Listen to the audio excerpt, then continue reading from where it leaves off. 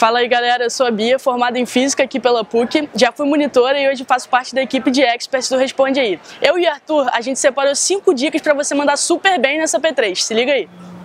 A dica aqui é sobre o teorema dos eixos paralelos, é o seguinte: se você tiver, por exemplo, um corpo girando em torno do seu eixo, através do momento de inércia dele, você consegue imprimir então o torque dele. Agora, determinados corpos não giram em torno do seu próprio eixo. São, por exemplo, conjugações de corpos, como uma barra, uma esfera, um cilindro ou coisa do tipo. Nesse caso aqui, eu peguei para exemplificar como você usa então o teorema dos eixos paralelos. É o seguinte: eu tenho o momento de inércia da esfera sozinha, girando em torno do centro dela.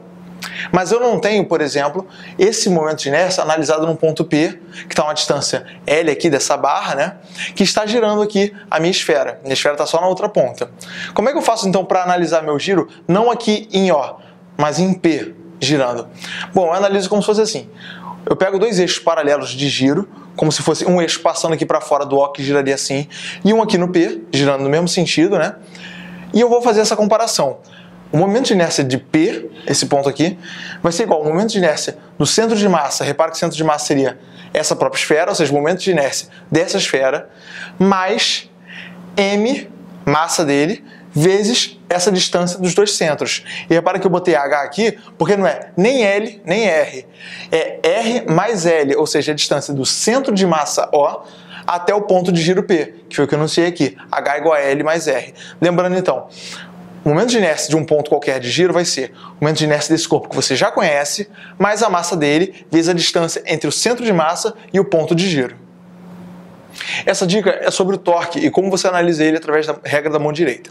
É o seguinte: quando você tem um produto vetorial, por exemplo, de x para y, e x aponta para cá, y para cá, você faria então um produto dessa forma, indo de x para y. Aonde seu dedão aponta é o sentido então da resposta desse produto vetorial de x por y. Bom, a análise é parecida para torque. Quer dizer, se tiver então uma força para cá e então um vetor raio aqui apontando para cima, eu vou ter, primeira fórmula, né? Torque é dado pelo produto vetorial de R por F. Lembrando que o sistema internacional daria então essa unidade por N vezes M, Newton por vezes metro. E eu vou analisar então esse produto de R por F. Como é que eu faço? Eu pego esse produto que está aqui lançado dessa forma não tão usual e eu coloco então os dois inícios juntos. Eu ponho o início do F junto do início do R. Tendo isso aqui feito, né, R para cima, F para cá, eu vou analisar então a regra da mão direita. Pego o inicial, que é o R, e ando ele para o F. Para onde está apontando então a minha resposta? O torque, nesse caso, estaria para dentro do quadro. Mas isso depende de cada análise que você vai fazer de cada questão. Dependendo, pode ser para fora ou para onde você for apontar. Lembrando que para escolher o seu eixo, a ordem de prioridade é a seguinte: se ele te deu determinado eixo, você vai usar esse. Se ele não te deu, pensa em usar XYZ, tá certo? Outra dica importante na prova da PUC é a seguinte: a conservação do momento angular. É uma questão clássica. Lembrando primeiro que o momento angular é dado pelo produto vetorial do braço de rotação, o braço de alavanca, né, que eu chamei de R aqui, vezes então a sua quantidade de movimento P. É como se fosse M vezes vetor velocidade, né? Tá bom, dito isso, o que a questão cobra, no geral? É que você pegue um sistema sem torques externos e aplique nele a conservação desse momento. Ou seja, você consegue fechar o seu sistema de alguma forma que todos os corpos ali dentro estão agindo de alguma forma, mas que não há nada de fora. Ou seja, você consegue calcular todos os seus torques, você pode conservar ele, então, antes e depois de determinada colisão, determinado acontecimento. Peguei um exemplo aqui que é muito clássico, que é o seguinte: você analisar, por exemplo, uma bolinha que vai vir aqui, está com uma velocidade V, e ela vai bater nessa barra que inicialmente não gira. O que acontece? Se eu disser que esse meu sistema é composto basicamente pela bolinha, pela barra e que nada mais interfere, se a questão me disser que nada mais interfere fora a bolinha e a minha barra, eu posso conservar então aqui o meu momento angular constante. Bom, dessa forma, como é que eu comparo então antes e depois? O que acontece é o seguinte: antes eu tenho então um momento angular dado da bolinha e eu tenho também os momentos angulares da barra em si. Repara, aqui eu botei então momento de inércia vezes o ômega inicial, como se fosse o início aqui, o momento angular da barra inicialmente. E repara, como ela tem velocidade angular igual a zero, essa fórmula aqui zero. Bom, Vou comparar agora com o final. O meu novo momento de inércia adiciona a bolinha, que é como se ela estivesse encostando e grudando na barra. Então, tendo em vista esse novo momento de inércia que eu tenho que calcular através dos eixos paralelos, do teorema dos eixos paralelos, né? Eu vou ter um novo ômega-F que eu posso descobrir, então, através dessa análise. R vezes P igual a I' vezes ômega-F. Essa dica sobre a conservação da energia mecânica é o seguinte: a energia mecânica total, ela é a soma, então, da energia potencial, que eu chamo de U, geralmente, e da energia cinética, né?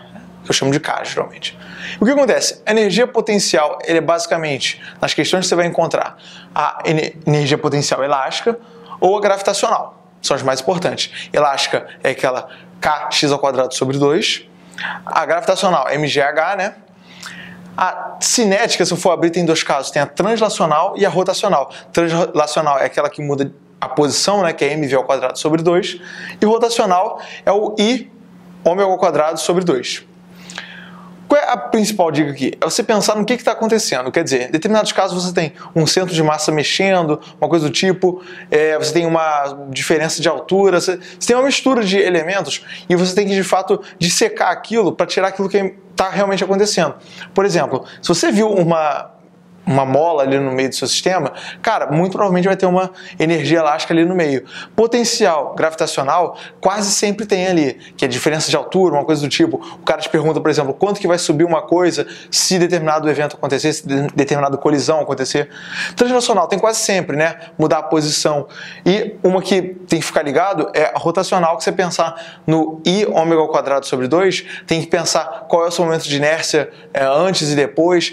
Você lembrar, então, qual é cada fórmula e quando você usaria ela e conseguir, de fato, reparar todas que estão aparecendo no seu sistema.